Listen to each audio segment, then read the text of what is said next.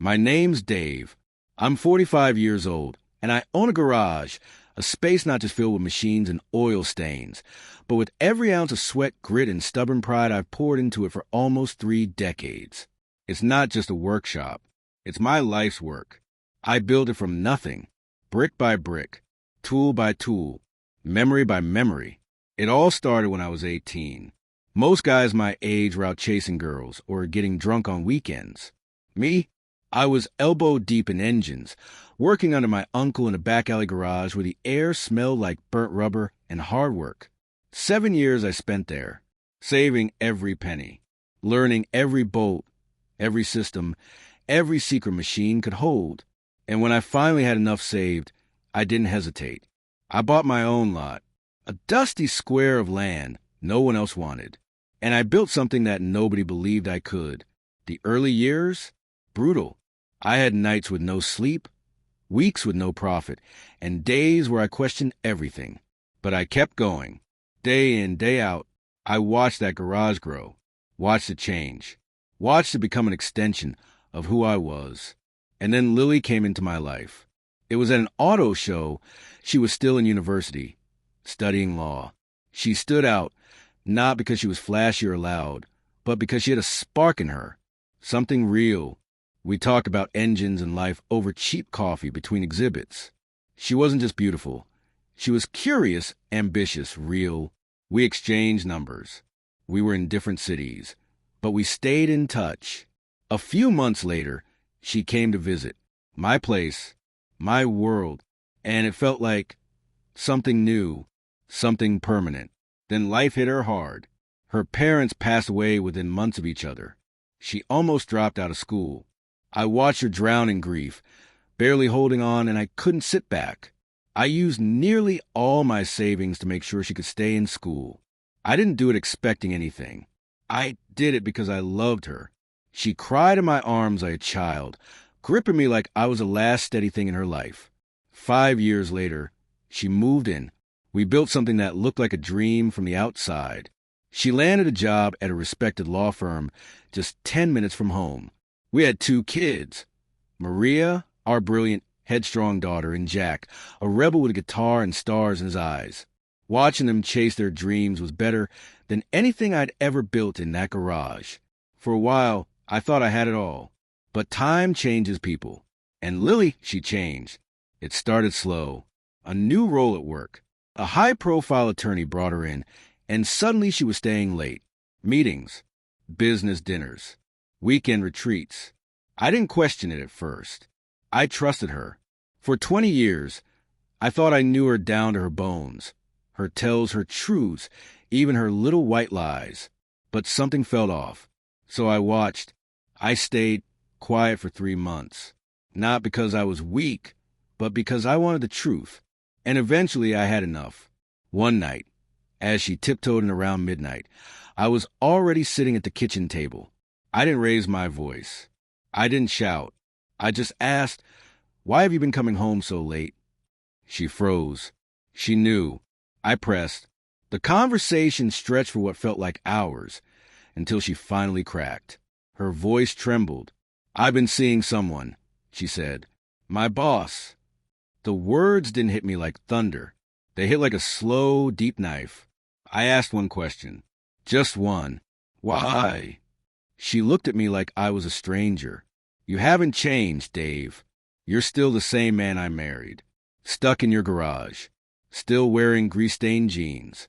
I need someone who reflects my success. Someone who takes charge. An alpha male. You've been loyal, yes, but you're not enough anymore." I leaned back in my chair. I wanted to laugh. I wanted to scream. I wanted to break something. But instead, I stared at her, calm. "So after everything, 25 years, 2 kids, supporting your dreams, making sure you never had to worry, you want to throw it away because I don't fit your fantasy of success?" She didn't flinch. "I'm moving on, and if you don't go along with it, I'll make sure you lose everything. Your garage, your house, everything you worked for." I smiled, not out of amusement, but because I knew something she didn't. You think legal tricks and manipulation scare me? The next day, her boss came to my garage. The same man who thought he could steal my life and walk away untouched. He stepped in like he owned the place, like he wasn't just another fool in a suit. "Mr. Brown," he said, "may I come in?" "I know who you are," I said. He didn't waste time. "Lily told you. I'm her partner now. I have a team of lawyers behind me. If you resist, we'll drag you through court. Restraining orders, financial audits, you name it. That garage? It's gone." I laughed in his face. "You think this is just some building?" I stood tall, taller than him, stronger than him. I built this place from sweat and blood. You think you can break me? You'll never take what matters.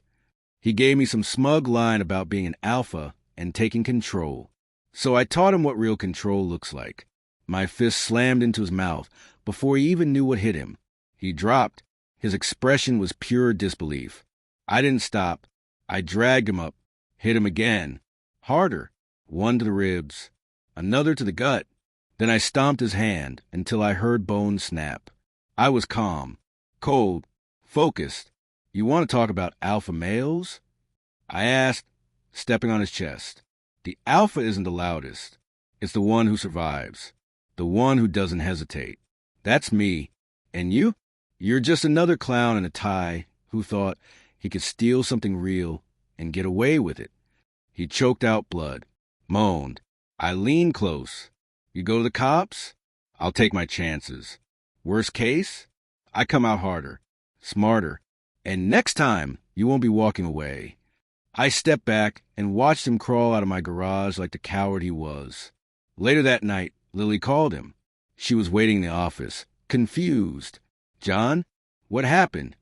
"I misjudged your husband," he croaked. "He's not what you think." She didn't believe him. "Dave's never been violent." "No," John coughed, "but he's dangerous when pushed." He reminded me what real men look like. The next night, Lily's life started to unravel. Her credit cards? Frozen. Her car? Out of gas. Phone calls? Unanswered. Even her kids didn't pick up. That's when I pulled up beside her in the van. She got in without a word. I drove in silence for a long time. Then I spoke. "You're going to file for divorce. No alimony. No assets. Everything I've built stays with me. You keep what's yours. You leave the city when it's done. My kids can find you if they want. But I never want to see you again."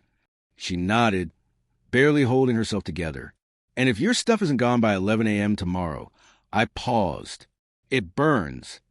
5 days later, the divorce papers were signed.